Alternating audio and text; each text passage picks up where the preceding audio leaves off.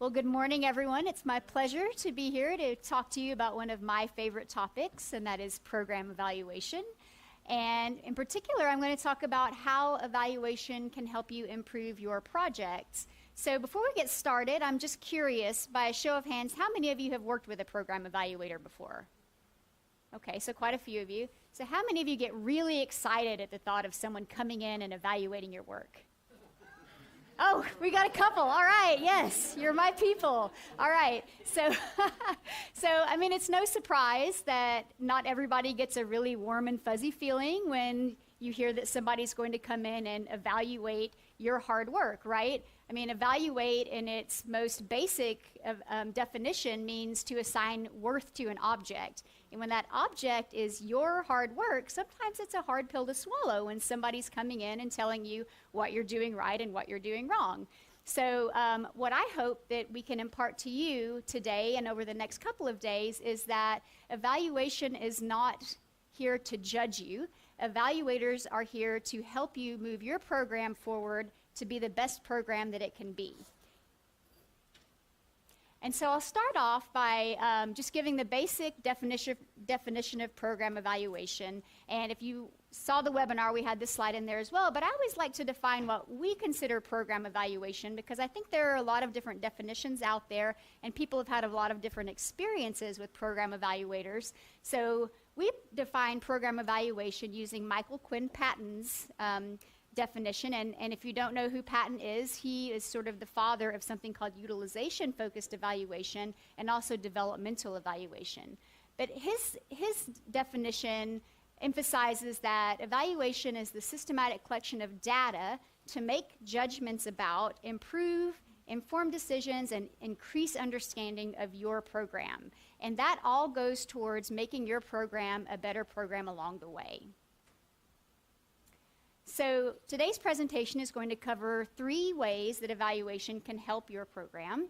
The first is by providing insight, so telling you how your program is working. You may have an idea of how your program is working, but sometimes when the data is collected, you get a different view. Another way is continual improvement, so collecting data along the way to make data-based decisions to improve your program as you're implementing it. And the third is results. So evaluation can help you uncover and showcase the accomplishments that you set out to do with your program. So the first thing we're going to talk about is insight. And one particular part of insight that I like to talk about when I'm talking about how evaluation can help people is thinking about stakeholder perceptions of your program. And so what is a stakeholder? Well, a stakeholder is any person or entity who has an interest in your program or the evaluation of your program. And so guess what? You are an important stakeholder in your program, so your perspective matters. And so does anyone know what this picture is here? A tarot card, right? A lot of people don't get that. So the reason I put this here is that the story behind this card is that there was a man who was having trouble solving a problem. And he tried to solve it for a long time, and he couldn't figure out the answer. And so he hung himself upside down in a tree and for 7 days. And from that new perspective, he found a way to solve the problem because he was looking at it a different way. And of course, this is very symbolic, right? I'm not suggesting that you resort to tarot to identify the future of your program, nor am I suggesting you hang yourself upside down in a tree. But what this represents is how a change in your perspective on your program can sometimes help you solve problems that you're having difficulty with. And program evaluation can help you see your program from different perspectives. And so to drive this point home, I'm going to have you do a little exercise. So everybody stick your finger up in the air. Okay, move a little bit away from your table if you haven't. All right, so start moving your finger in a clockwise direction. Point straight up and down. Everybody going clockwise, look up at it. Okay, keep your finger up and down. Keep going clockwise, move it down to your waist.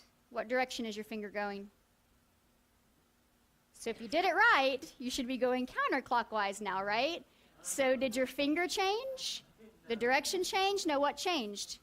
Your perspective, right? So that is one example of how changing your perspective, the way you're looking at something, can give you new insight, and program evaluation can do that for you.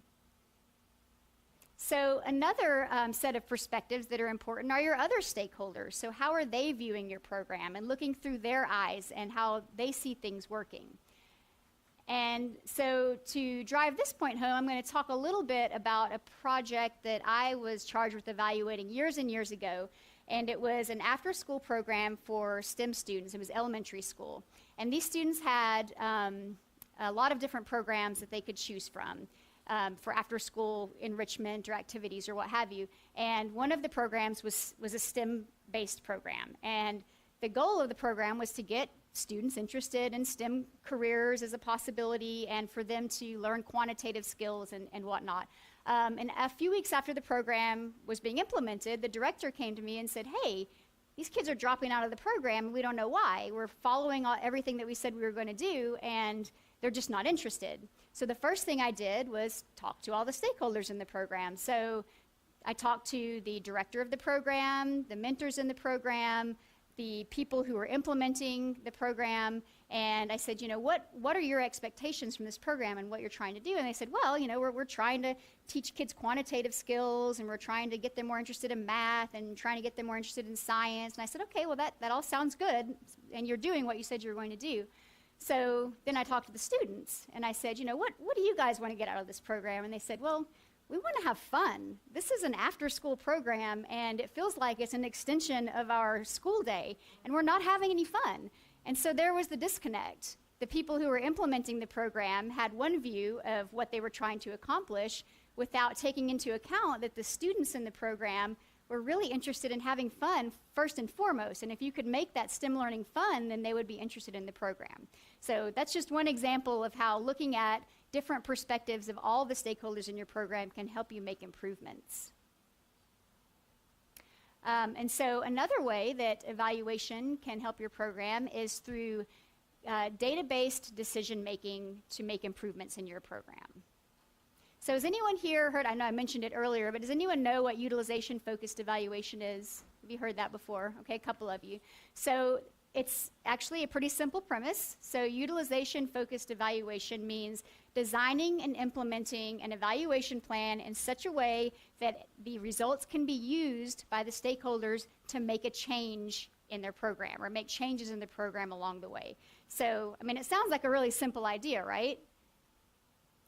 So it's not always the case, as you probably well know, that evaluation results are used. So in a 2009 study that was done with the members, with 1,000 members of the American Evaluation Association, a question was asked of professional evaluators about non-use of data and whether or not it was a major problem.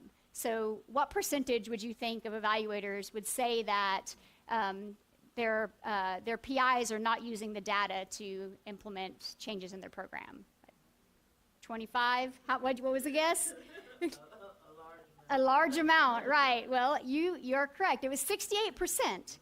So 68% of professional evaluators reported non-use of data as a major problem in the profession. And so why is that? Why don't people use data to improve their program? So one reason might be that, the old check the box. We've got the evaluation report. It was a requirement of our grant funding. We're going to send it in, and that's that. Another reason might be that people just don't know how to use their evaluation reports. And another reason may be that people don't want someone from the outside coming in. So there are a lot of different reasons that people don't use their evaluation reports. But it is a big issue that people aren't using data to make changes. And so you've probably all heard this before. This is the Cheshire Cat from Alice in Wonderland. And the quote is, if you don't know where you're going, any road will get you there. And yes, why I have this up here is because it's very, very important to have a roadmap of your program. And the reason that you need a roadmap of your program is because you have a lot of people involved, right? It's not just you implementing, usually, not just one person implementing a program by yourself. You've got a team, you've got co-PIs, you maybe have mentors, you have other people who are managing different parts of the program. So an important thing to do is to map your program. And in the breakout session number 1, this is a little teaser for what we're going to be doing later, we're going to talk to you about mapping programs and going through the process of it. And so the next slide I'm going to show you, don't be scared. It's got a lot of small text on it. Don't try to read it. I'm just showing it to you so that you can see one example of what a program map looks like when it's fully developed. Okay? So this is called a theory of change model, and this is something we're going to work out in the breakout sessions. This is just for an example program that we made up to recruit and retain undergraduate women in engineering. And so why having something like this is important, and it doesn't have to look just like this. There are all types of ways to map a program.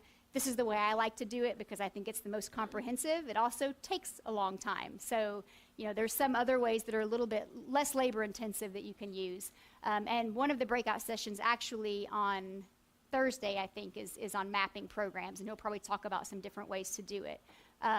So where does evaluation come into play? So I always like to say that evaluation happens in the arrows of these maps. So for instance, did your activities reach your intended audiences? If it did, or that your students in training, or in faculty in this case, in training. So did they participate in it? If so, did the short-term and long-term outcomes get achieved for that group? If they didn't, where's the disconnect? And that's where these arrows come in. That's where the questions come in. So to what extent did they participate? And if they did participate, to what extent did they reach these goals? And if they didn't reach these goals, then we need to ask more questions and find out why that's happening. So I always like to say no evaluation is good unless the results are used to make a difference, right? And that's what I'm trying to drive home here, is that data comes out of an evaluation, and if you don't use the data to make changes, then there's no reason to have an evaluation in the first place. So finally, I'm going to talk about how evaluation can help you uncover and showcase the results of your program.